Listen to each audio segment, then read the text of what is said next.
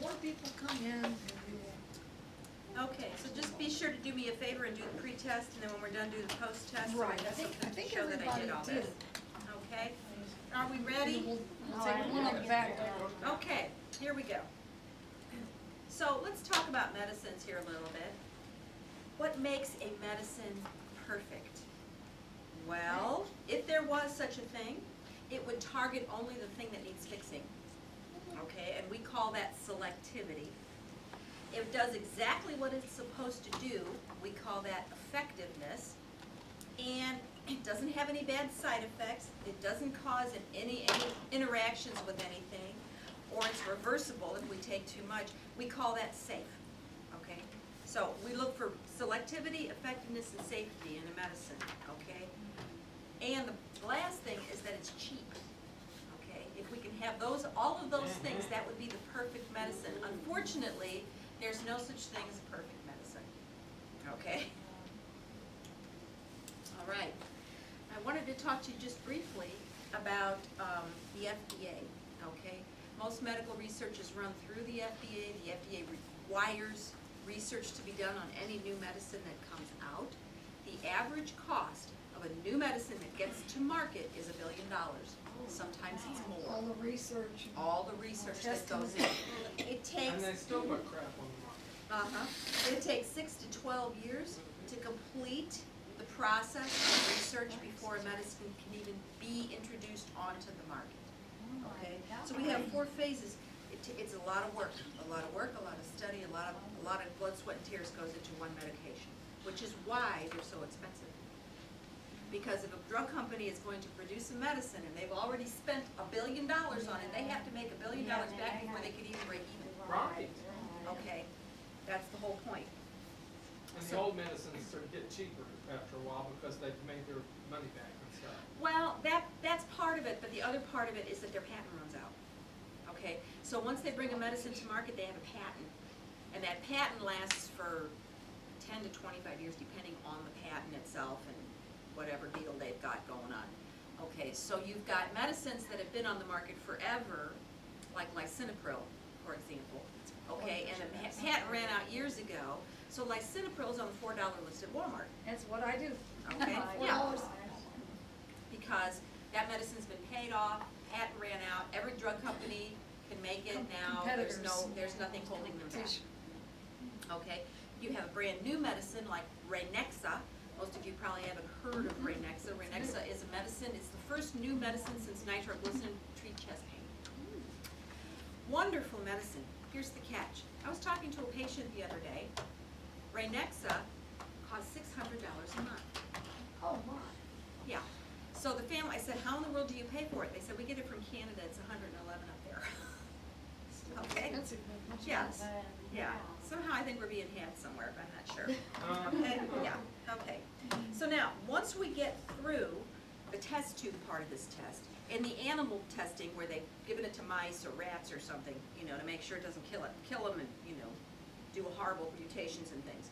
Okay, once we get past all of that, and that takes about 5 years, then we start on the human testing. We start with healthy volunteers that may have that selected disease process, whatever it is. So maybe you have high blood pressure, but everything else about you is fine. Okay, so maybe you would be one of those volunteers who would try this new product. Okay, personally, I would never do it. I have a good friend, the guy who watches my dog. He's one of those healthy volunteers. I don't know what in the world they give him, but I do. just like I would so not do that. Okay. And then we go to phase 2 and 3, where we actually have sick patients. They've already tried it. They know it's not going to hurt people, but they'll go ahead and give it to sick patients. This is a big thing that they've done with AIDS testing. AIDS medications, trying to fast track AIDS medications. They're going to give it to people with AIDS to see if they get better, to see if their CD4 count falls. Okay, so that would be a good example. Maybe these people wouldn't live if this medicine doesn't work. So they're willing to take a chance. Okay, there we go. Sorry. And then the phase 4 is the most important one, I think. It's the post-marketing surveillance. This is where, okay, we fast-tracked one of these drugs, okay, onto the market, and then we find out down the road somebody gave it to a pregnant lady and she has a baby that has some kind of disease disease process or deformity or something like that, we go, oh my gosh, What if it was we had that no medicine? idea. Yeah. you know. And part of the big problem with testing is that the vast majority of medical testing has been done on adult males. So we don't know what's gonna happen with a pregnant woman, or a young woman, or a child. Why just adult males? Is that just who comes forward or who they're willing to? Well, it really began, more of man up thing, we don't wanna hurt the women, we don't wanna hurt the children, let's just pick on men. Okay, it really wasn't that they were trying to army, leave sort them of like. out. But now women are going, wait a minute. You want me to take this, but you've never even tested it on women. You want me to give this to my kid, Yeah. but you haven't even tried this on children anywhere, Yeah. do I really wanna go there, Mhm. So there have been some laws that have changed that have kind of revised that policy. So now more women are being tested, and there was I'm afraid I don't remember the name of the act, but there was a recent act that allows some testing to be done on children, but it has to be shown to be safe before they're gonna test it on children. But now children can be tested to make sure that it's gonna work on children. There are medicines out there that work on adults that don't work on children. So you have those kinds of things. Aspirin, adults can take aspirin, children could get Rye syndrome. We don't wanna give it to them, that kind of thing, all right? It's been on the bottle as a warning label for years. What is Rye syndrome? If they have a fever, don't What does it do? regular. Well, insulin. ultimately, it can kill a child. Okay, it's oh gosh, they break out in a rash, and I don't remember I can't the remember. symptoms right I know it's now. spelled R-E-Y-E-S. Yeah, I have to look it up to tell Syndrome. you. So, I have it in my book. From I plain don't old remember aspirin. right now. So that's why they switched. to But it can Tylenol kill a and child, you ibuprofen. definitely don't wanna go there, okay, it can cause, like mental retardation and stuff, so. Okay, alrighty, so, let's talk again a little bit, we talked about this very briefly at the beginning, we talked about controlled studies and stuff. So I just wanna break this down real briefly, because this is how medicines get to market, okay? The first thing that makes good research is the use of controls, and we talked about how some people would get a sugar pill and some people would get a real medicine. And then we would know if the people getting a sugar pill got the headache and the people with the real medicine didn't get a headache, we know that the medicine's not causing it, okay? So those are kind of balances, so that kind of makes sure that we're okay. Then we have randomization. Randomization is very difficult to explain. Basically, you have a list of people. Everybody gets a number. Let's say you have 100 people, so everybody's 1 through 100. We put all those names in a computer and allow the computer to tell us who's going to get the pill and who's going to get the placebo, okay? The reason we do that is because if I say you get the pill and you get the placebo, then I could possibly have some sort of prejudice about, If you know, if you because knew. I know. So we don't want that to happen. You don't want the So researchers to we just know. let the computer decide, because the computer doesn't care, okay? All right? So that just eliminates what is called bias in a study, all right? Okay, blinding. So, okay, everybody has a number, 1 through 100, and this 50 over here is gonna get a sugar pill, and this 50 over here is gonna get the real medicine. But all we have is 2 pills. They're both green, okay? And one says 1 and one says 2. And so I don't know which pill is which when I hand them out. I know you get 1 and you get 2, but I don't know. Somebody which one's somewhere the gets real to find medicine. out, but But way back there in the computer has already decided who's really getting them. All we know is that you're getting pill 1 and you're getting pill 2. And then when we see, does it work? Did your blood pressure come down when you took it? When you took the sugar pill, did your blood pressure come down? Okay. When you took the medicine, did your blood pressure come Imagination's down? Okay. So we're gonna just see what happens. All we're doing is watching. Okay. And you take this for maybe 3 months. Okay. And we say, wow, now I can play the piano because I took this pill, okay? But the other group said, no, we can't play the piano. Then we know that pill makes you play the piano. Oh, All right? Okay. well, you say if we want to play the piano and we Yes. just take this pill. Okay, now, So- since I didn't know who got the real medicine and you didn't know who got the real medicine, that makes it a double-blind study. I'm blind, you're blind. We don't, so that's a double-blind study. That's the best kind of study out there because there's no prejudice, Oh, there's no okay.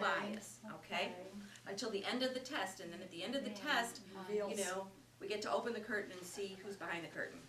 All right? All right, conflict of interest. This is a really important one. who did the study, who paid for it. Uh-huh. Okay, if Bristol Myers wants to bring this medicine to market and they stand to make $5 billion because they brought this medicine to market, then if they paid for the study, that means there's gonna be a little prejudice over here because if they're paying my rent, Great. yeah, if they're giving me a paycheck, this could be a problem. Because I don't wanna mess with them, because they're paying me a lot of money to make sure that their drug works, okay? So finding out who paid for the study is probably one of the most important things that you can do. You're Which really side of the distracting me. bread, I'm so sorry, Miss, I'm which sorry. side of the bread is buttered on? Dr. then? Barb. Exactly. Alrighty, so. Alright, getting the most bang for your buck. Okay, now we've talked about studies, we've talked about where the medicines come from, now we're in the doctor's office. Now, how do I get the doctor to pay attention to my problem and really figure out what's going on? Because most of the time you've got 10 minutes. Okay, you know how this is. Alright, so what we're gonna do two things. We're gonna do compliance and communication. These are the two most important things. Compliance is what the doctor looks at. Communication is what you wanna look at, okay? So when he walks in, okay, if I give you, I'm now your nurse practitioner, and I say, Nancy, I want you to take 5 milligrams of lisinopril every day, and then I want you to come back in a couple months, I want you to keep track of your blood pressures, let's see how you do it, okay? Now, that's what, I've just given her an instruction about this new medicine that she's gonna take, all right? Now, I have to hear back from her. I have actually done what you said. I have taken this medicine every day.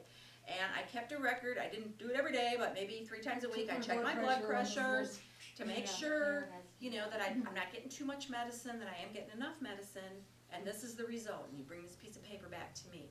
That's what I would call compliance, because you've actually done what I asked you to do, because there's no other way to measure if what I told you to do is right. It was a good idea or a bad You idea. did that, yeah. If I died in the 3 months, then we know that it wasn't a good idea for me.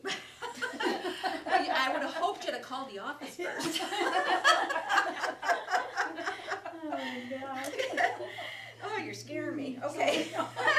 I've taken more than that of lisinopril before, and it isn't dangerous. Oh, yeah. I'm just thinking, Okay, the biggest thing to remember though is that you're in charge of yourself. You're in charge of your own health. Yes, you are. Okay, you're the captain of the ship. so I'm if just, I get I'm just the first dizzy mate. and I'm taking that after a few days or a week, and it's more and more and more, then Mhm. my job is to pick up the phone, right, and say, hey, I don't like Something's this. wrong. I need to get, if you want me on blood pressure med, I better try a different one. Mhm. If I'm getting all dizzy, because I'm not gonna wanna keep.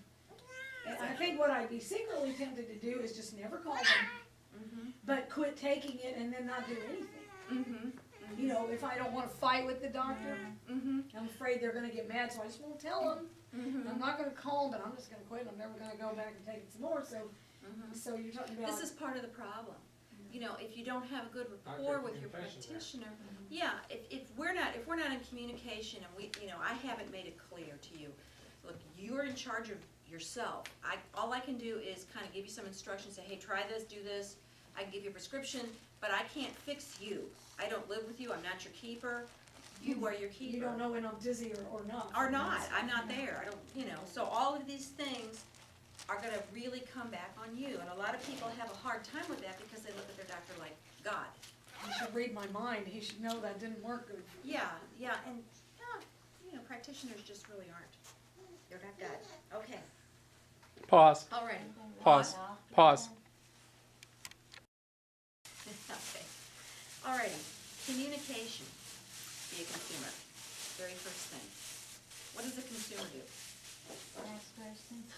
Yeah, ask questions. Actually, asking questions is a great idea. Well, okay, Comparison let's say market. you're buying a new TV set.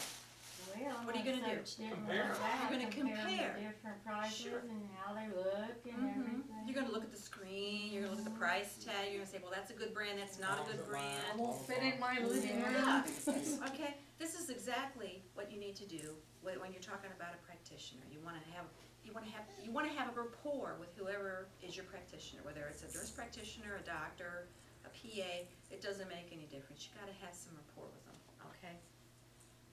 Now, you have to set realistic goals, Okay, now if you're 85 years old and you've been suffering with congestive heart failure for the past 5 years, you are probably not gonna be able to run the Boston Marathon.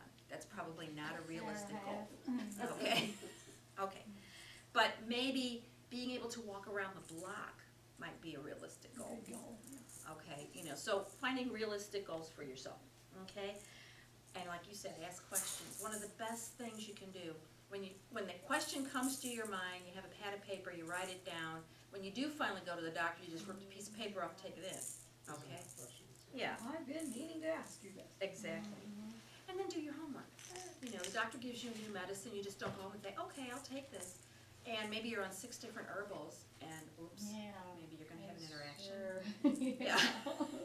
Yeah, and I forgot to tell him that. I had, last night, 10 o'clock at night, I'm a parish nurse as well, and somebody from the church calls me at 10 o'clock and says, oh, hey, I've been meaning to ask you, I have a history of C. diff, which is an certain kind of infection, but the doctor just ordered that I should take 21 days of Levaquin.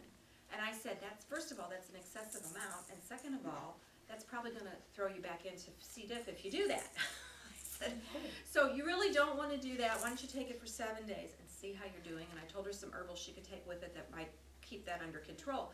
But, she forgot to tell the doctor she had C. diff. She They goes, didn't know. They Yeah. didn't know what And they're that's doing. a, that's That's a, what can that's hurt an a person intestinal. if they don't That's tell an them intestinal it's thing. medicine It's is actually a type good. of parasite. Usually you get that when you're in the hospital. It's a nosocomial infection. It's common, and every hospital has it. Barnes Hospital has their own actual species Of that of C. infection. diff. Isn't that special? Yeah, so, yeah.